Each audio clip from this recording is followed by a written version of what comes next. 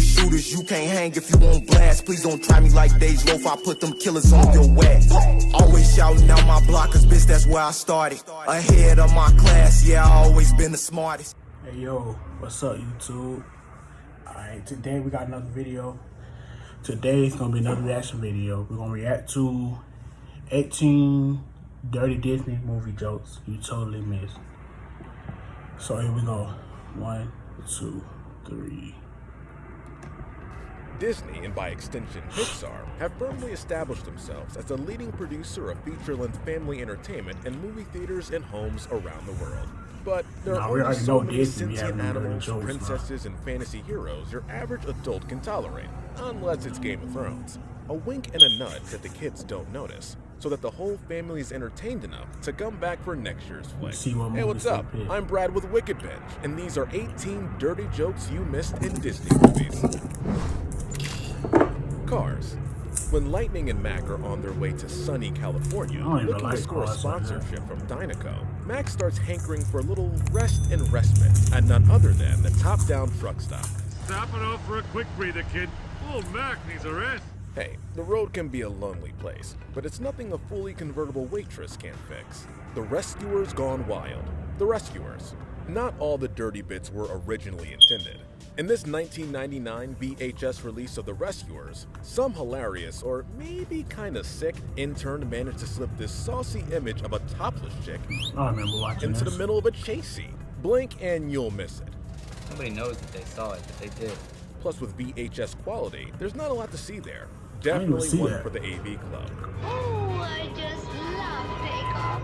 Mr. Potato's Head, Toy Story 3. Hiring Don Rickles to provide comic relief as the memorable Mr. Potato Head was a stroke of genius by Disney Pixar. Junk.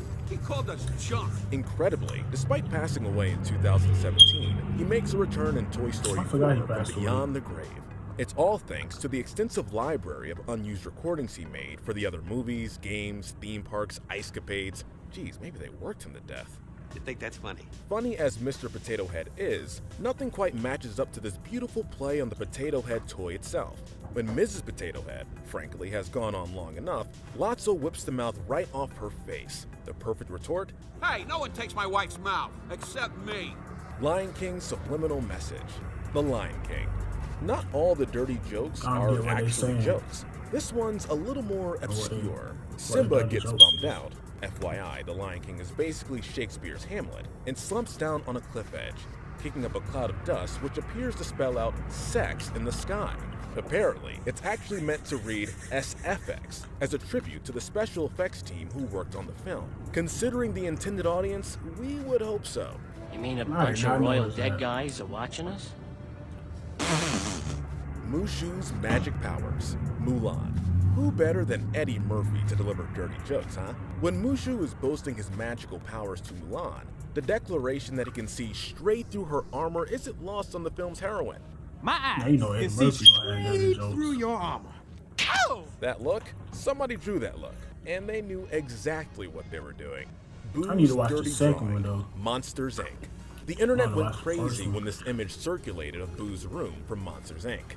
It appears to show an anatomically aware depiction of an illicit act between Boo's mom and her father's brother. Well, that can't be real, right? Right, it's a total fake. And whoever made it ought to be examined. Mufasa's face. The Lion King. Not all the dirty stuff is actually in the movie. This movie poster, ostensibly of Mufasa's face, bears an outline that could, from a certain angle, well, it looks like a naked chick. Did they realize this when they made it? Is it a little joke slipped in by the illustrator? Or could it just be the product of the mind of a frustrated internet user? We'll let you decide. What am I going to do with him? All about the hair. Tangled. Another poster, another subliminal message. It's a miracle we reached into adulthood without our subconscious minds completely corrupted by this endless train of filth. That's my movie right Who are we kidding? We're all totally disturbed. Now look, Not everyone agrees with this one, but take a look at the Tangled poster. That's right. You see it now? Yeah, Okay, let me help you out a little. There you go. S-E-X. A big metaphor staring you right in the face. I mean, that's what the story's all about, right? Okay, so this one might be a little dubious, but isn't it possible the illustrator did this on some subconscious level? Or perhaps they presented a few different ideas, and the execs weren't quite buying any of them. So they slipped this in to try and get the green light in the boardroom. Is this hair? Struggling. I didn't even see that in there. Struggling is pointless. Lightning McQueen's enthusiastic fans. Cars. It's the start of the Cars movie, and the whole scene is really trying to establish Lightning McQueen as the star racing car. Well, what better way than to show us the dedication of some of his most adoring fans? Two young, sporty, enthusiastic twins who, flash their lights at their hero. Okay, if you don't know what's going on here, maybe you're watching the wrong video. I mean, come on, look at McQueen's expression. I'm Mia. I'm Pia. We're like your biggest fans. Buzz reaction. Toy Story 2. Buzz isn't the most natural, smooth talker. Sure, he's got the action lines and heroic moves, but when he tries to speak to Jessie, the guy is falling over his words and stuttering. Well, I just want to say you're a bright young woman with a beautiful yarn full of hair. A hair full of yarn. Barely listening. Jessie... We had a glitch in the system. Well, not the system, but we had a glitch in the video. So we had to combine two videos together because my phone... Man, I stopped the video on accident. So we had to combine the videos together. So it's going to be a gap between the reaction. And the gap was bigger than I thought. So got to make another recording to overtake the gap that we had. So I had to put one recording and then the other one to cover up the gap, the big gap that we had in the reaction video. So it's like a whole process, but I got it.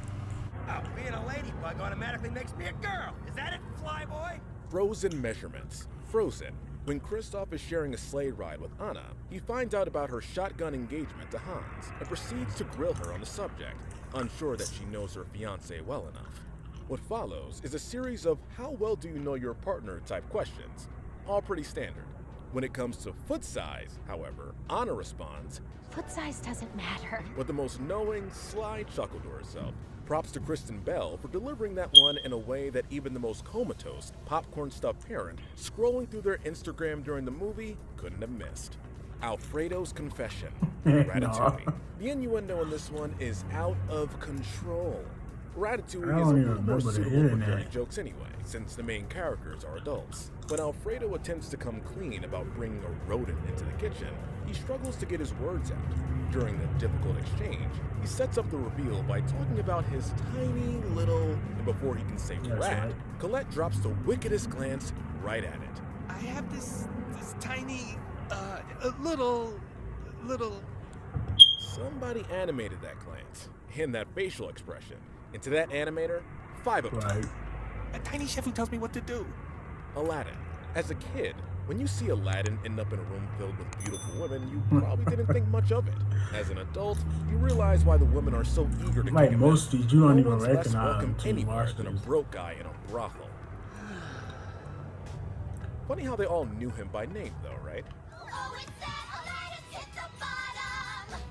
Aladdin and the King of Thieves. That's if my you're one of movie those right there. people who'd rather pretend that the Aladdin straight-to-video sequels never existed, honestly, fair enough. But at least Aladdin and the King of Thieves actually has Robin Williams. And when you get Robin Williams, you get lines like this. I thought the Earth wasn't supposed to move until the honeymoon. It's not subtle, it's not clever, but it is dirty.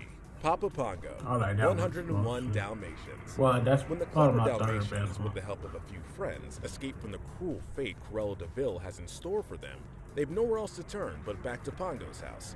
Cleaning them all up, they eventually count the titular number 101, which includes all the other Dalmatians Cruella collected, far more than Pongo and Perdita's litter. Without an explanation for the appearance of all these new dogs, Roger jumps to the conclusion that Pongo has basically been having all sorts of sex. Well, where did they all come from? Oh, Pongo, you old rascal. Or in British English, Pongo, you old rascal. I can't do the accent, sorry. Wisecracking bus driver, hocus pocus. Hocus Pocus is one of those love it or hate it. You gotta take care of all them dogs. At the time of its release, it basically flopped with negative reviews and commercial failure, but it has since grown to something of a cult classic. No. Okay, maybe you didn't miss this one the first time you saw Hocus Pocus, but it's pretty dirty all the same. When the witches inquire about riding the bus, the driver is all too keen to acquiesce to the lady's request. When Winifred Sanderson openly declares, "We desire children," the driver responds with an expertly timed, "Hey, that might take me a couple of tries." We desire children. Hey, that may take me a couple of tries, but I don't think that'd be a problem. A minute or so later, you can see Sarah Jessica Parker sitting on his lap and squealing with excitement as the bus driver drives over a dead cat. What's not to like? Narcissist self-love. Hercules. Narcissism is a complex condition, broadly defined as an extreme level of self-obsession. It takes its name for the Greek mythological figure, Narcissus, a hunter who, upon seeing his own reflection, became so entranced that he ended up killing himself due to the knowledge that he can never be his own lover. Talk about a narcissist. But perhaps he made a mistake. When Hermes is schmoozing around the party on Olympus, he remarks to Zeus that he hasn't seen this much love in a room since Narcissus discovered himself. Fabulous party. You know, I haven't seen this much love in a room since Narcissus discovered himself. Oh, and Hercules didn't miss the opportunity to riff on Oedipus either. That's some solid 3,000-year-old material there. Oedipus thing? Man, I thought I had problems. But we're sure Disney has hidden countless other dirty jokes in their movies. Have you spotted any that we forgot? Let us know in the comments section below. Don't forget to like this video, subscribe, and hit that notification bell. But most importantly, mythology has to be taking words from anything, making names. That's my subject, though. I love that. Love mythology.